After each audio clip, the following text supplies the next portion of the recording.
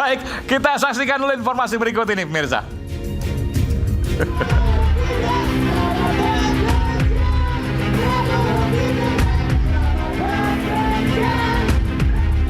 Genap sepekan, Presiden Prabowo Subianto dan Wakil Presiden Gibran Rakabuming Raka memimpin negeri. Usai menggelar sidang perdana Kabinet Merah Putih. Presiden Prabowo memboyong Kabinet Merah Putih mengikuti retreat di Akademi Militer Magelang, Jawa Tengah. Tujuannya membangun soliditas di pemerintahan ke depan.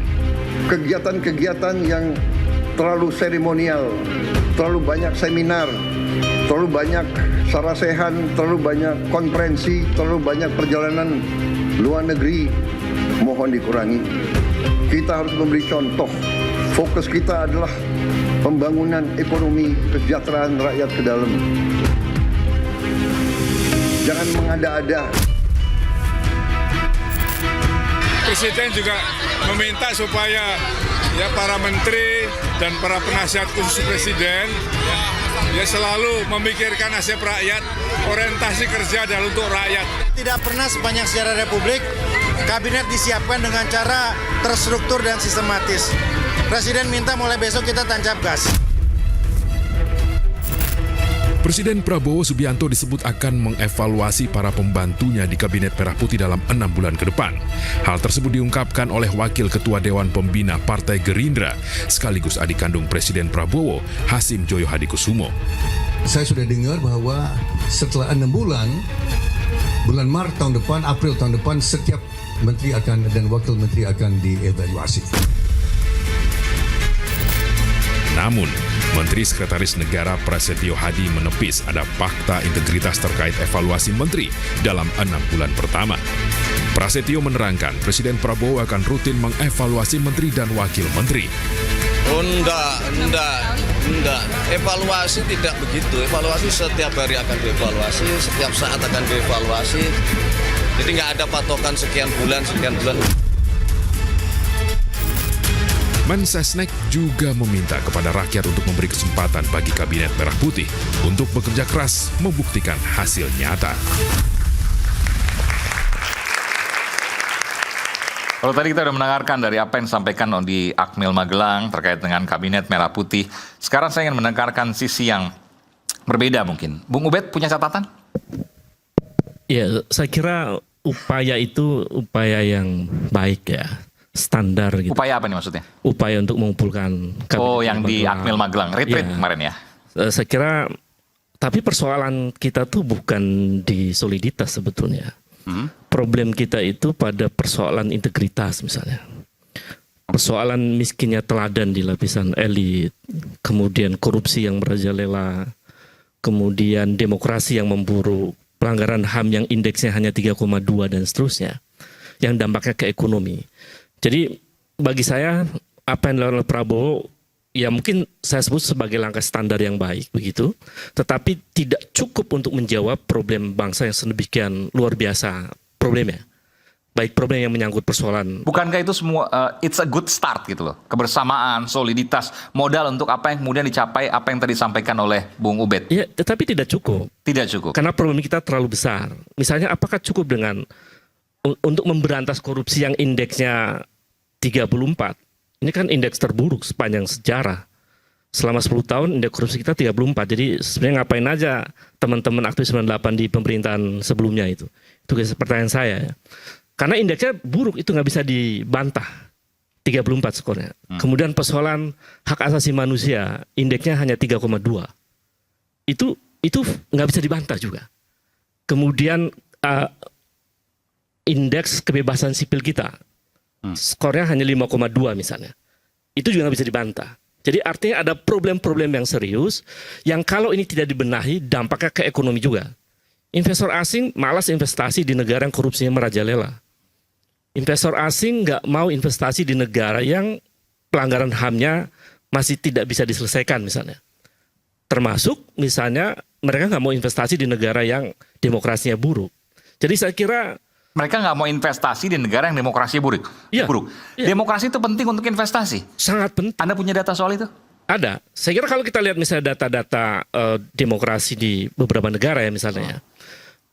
Misalnya kita kasih contoh, Amerika. Oke. kemudian beberapa negara Eropa, Ya. Inggris, Prancis dan lain-lain, itu ada korelasi yang sangat signifikan antara demokrasi yang tumbuh sehat Ya. dengan ekonomi yang Tapi orang selalu membandingkannya Tiongkok, China, dia bisa berkembang pesat tanpa demokrasi yang baik.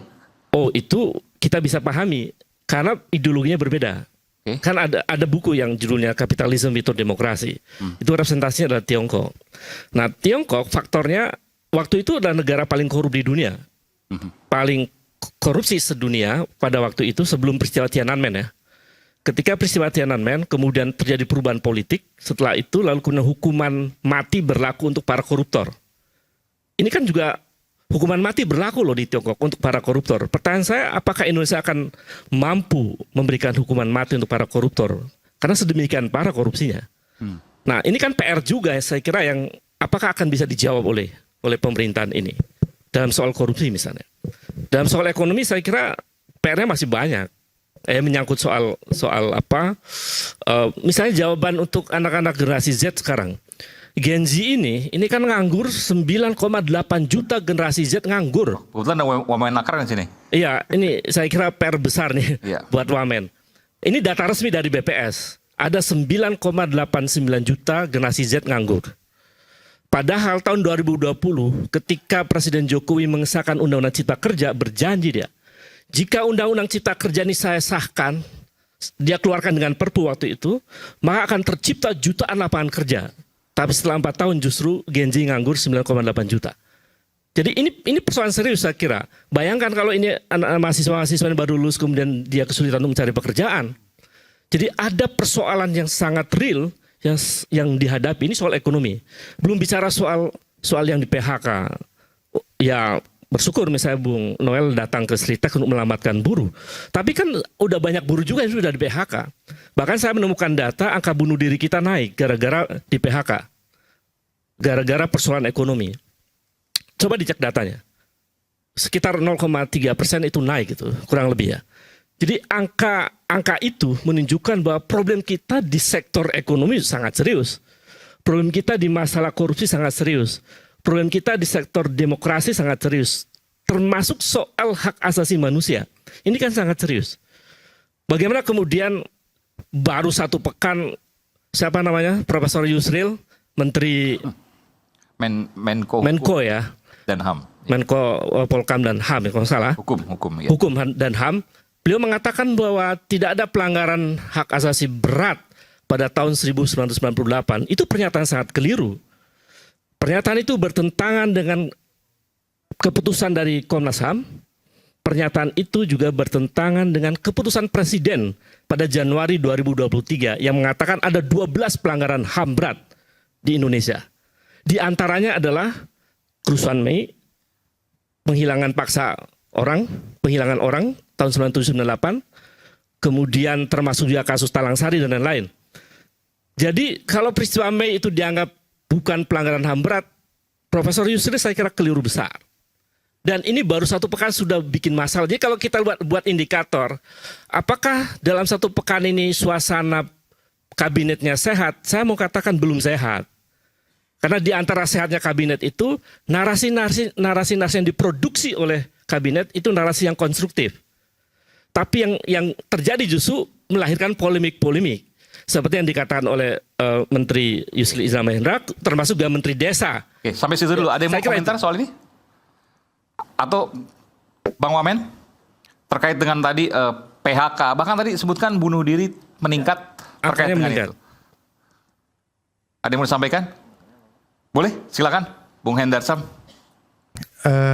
Terima kasih.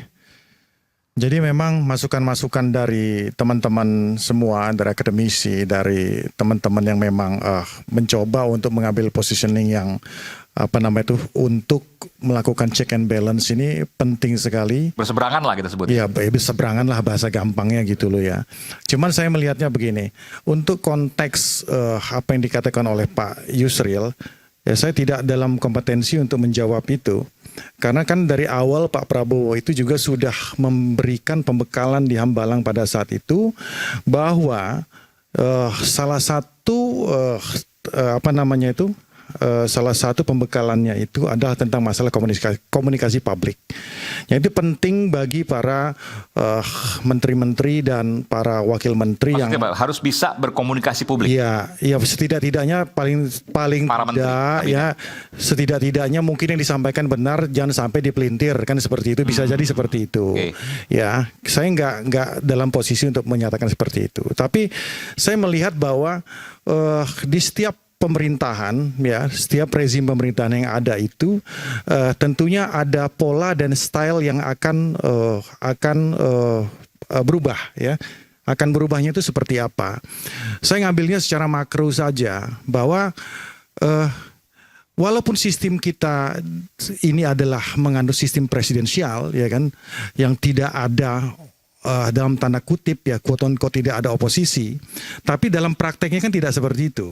Ya kan, di mana dalam sistem presidensial itu bahwa yang beroposisi itu adalah parlemen, tapi tidak dalam prakteknya tidak seperti itu kan, Mas. Dalam prakteknya tidak seperti itu. Nah, ketika kita masuk ke dalam fase pemerintahan Pak Prabowo pada saat ini, di mana Pak Prabowo berusaha untuk merangkul seluruh kalangan, termasuk para partai-partai politik ini, ya memang ada suara-suara sumbang yang disampaikan ini ditarik semua siapa yang akan melakukan kritik terhadap pemerintahan beliau ini ke depan.